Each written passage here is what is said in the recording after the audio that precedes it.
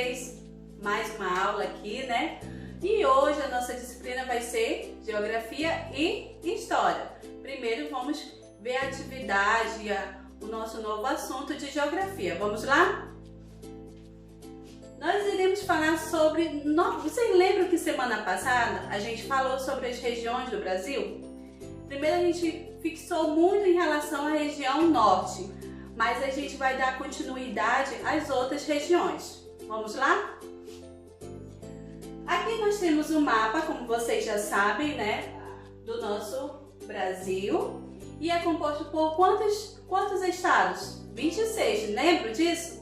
26 estados e um Distrito Federal. E aqui nós temos aqui os nossos estados, e esses estados eles estão divididos em 5 regiões, né? Como eu falei semana passada: região Norte, Centro-Oeste, Nordeste e Sudeste, e tem mais uma, qual é? Sul. Vamos lá. Semana passada a gente falou muito em relação à região Norte, como eu já tinha falado para vocês, que é a nossa região aqui, né, do Amazonas, que aqui, no caso do lado do Amazonas, nós temos Acre, né, Rondônia, Roraima, Pará, Amapá, Tocantins. Essa é parte da região que? Norte, que é a nossa região. Aqui temos aqui a região Norte, que é composta por quantos estados? 7 estados, não é isso que a gente falou semana retrasada. Vamos lá? Aqui nós temos a região Centro-Oeste, que ela é composta de quantos estados? 3 estados, que é Mato Grosso do Sul e Goiás. E temos mais uma questão do Distrito Federal. Região Nordeste. Bom, a professora vai passar todas as regiões? Sim, tá? Pra gente visualizar em relação a essas regiões, né? Conhecer um pouco mais. Então, como já é 4º e 5º ano, dá para visualizar bem, conhecer essa questão das regiões. E no caso da região Nordeste, são 9 estados, né? Como aqui, ó, Maranhão, Piauí, Bahia, Ceará, né? Isso? E as outras também aqui, ó, do ladinho, que elas são as menores, são as outras, outros estados que são menores. Vamos para outra. A região Sudeste, né? Que é o quê? Que é Minas Gerais, São Paulo, Rio de Janeiro e Espírito Santo. São o quê? 4 estados, somente 4 estados, que é a região Sudeste. Aqui nós temos a região Sul, que são apenas 3 estados, tá? Que é Paraná, Santa Catarina e Rio Grande do Sul. Beleza? Agora, por que eu mostrei todas essas 5 regiões, né? Porque, como eu falei para vocês já são 4º e 5º ano, né? Pra gente ter aquela visão ao todo dessas regiões. Tá? Aqui eu coloquei na atividade de vocês, novamente o mapa. A professora está colocando novamente o mapa do Brasil. Mas é pra gente fixar bem em relação a esses estados, porque tem muitos alunos que não sabem, não conhecem os estados, né, daqui do Brasil, né? Então a gente precisa conhecer, nós somos brasileiros, nós precisamos conhecer todos os estados, não somente o nosso, que é o quê? Amazonas, não é isso? Então, mas para isso nós precisamos conhecer ao todo o mapa. Aqui nós temos na primeira atividade que ele diz assim, ó: pinte de verde o estado em que você mora, tá? Você vai verificar o estado em que você mora, você vai pintar de que cor? Verde.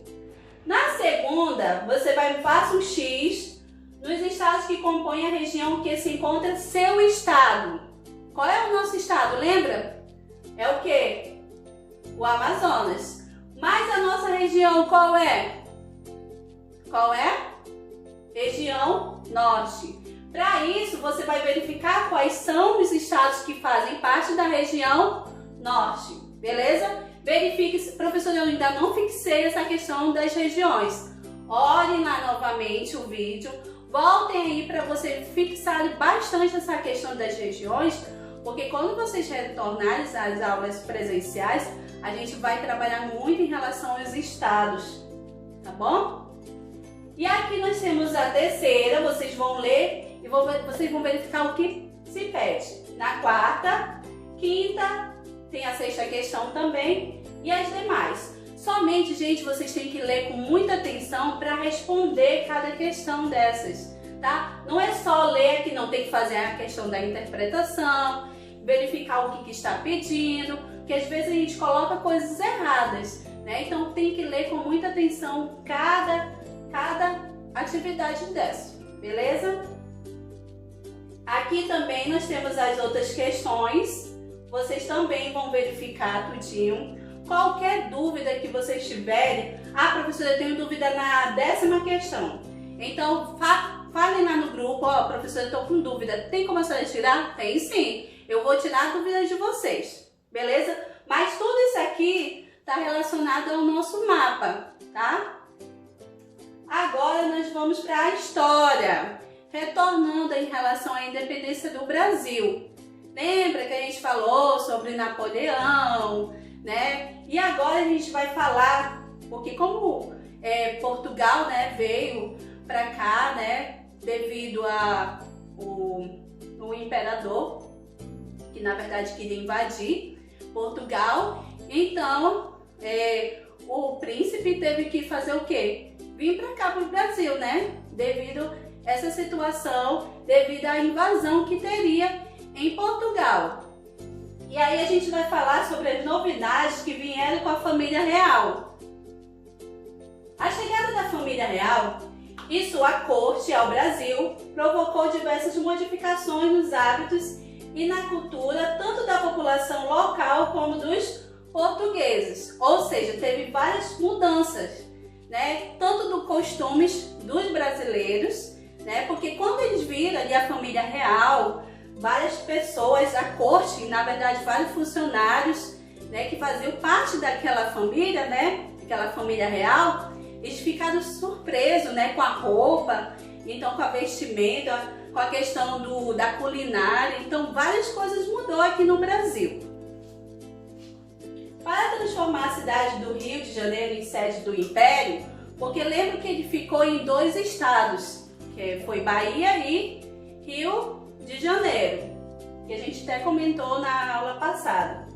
Então, para transformar a cidade do Rio de Janeiro em sede do Império Português, foram construídos teatros, museus, fundados jornais aqui no Brasil, academias artísticas e científicas, estruturas que a corte considerava essenciais. Então eles consideravam muito importante em relação ao teatro, aos museus, né? Então por isso que eles colocaram essa questão, né? Por isso que pode ver que agora em vários estados tem o seu museu, tem o teatro, né? Aqui no caso do Amazonas nós temos o que? O Teatro Amazonas.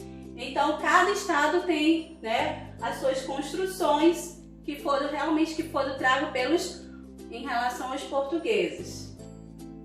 Com isso, os hábitos da corte portuguesa passaram a influenciar a elite colonial brasileira, ou seja, tiveram bastante influência. Então essa influência que nós hoje vivemos, né, veio muito em relação aos portugueses, o que eles trouxeram para cá, para o nosso Brasil, resultando em diversas transformações culturais. Na época, a maioria dos nobres de Portugal inspirava-se na moda e nas artes francesas. Não tem pessoas que têm em relação à moda, eu tenho que andar hoje, esse ano 2021, eu tenho que andar com aquele tênis que está na moda, com aquela roupa que estava na moda. Então os portugueses também eram assim, né? Tudo referia-se à questão de moda, eles também queriam andar conforme em relação a cada ano se mudasse alguma coisa, eles queriam também estar naquele auge. E isso até hoje, né? A gente percebe em relação a isso. Essa prática que não existia no Brasil, né? Não existia essa prática em relação à moda não existia. Passou a ser comum. Aqui nós temos também algumas coisas que os portugueses trouxeram para o nosso Brasil, que foi em relação à culinária, né? Em relação à dança e à música. Então eles trouxeram várias coisas, como eu tinha falado para vocês, né? E assim foi um benefício muito grande para o nosso Brasil. Era tantas as novidades para os moradores da colônia que quase tudo que os portugueses recém-chegados faziam era recebido com curiosidade e admiração.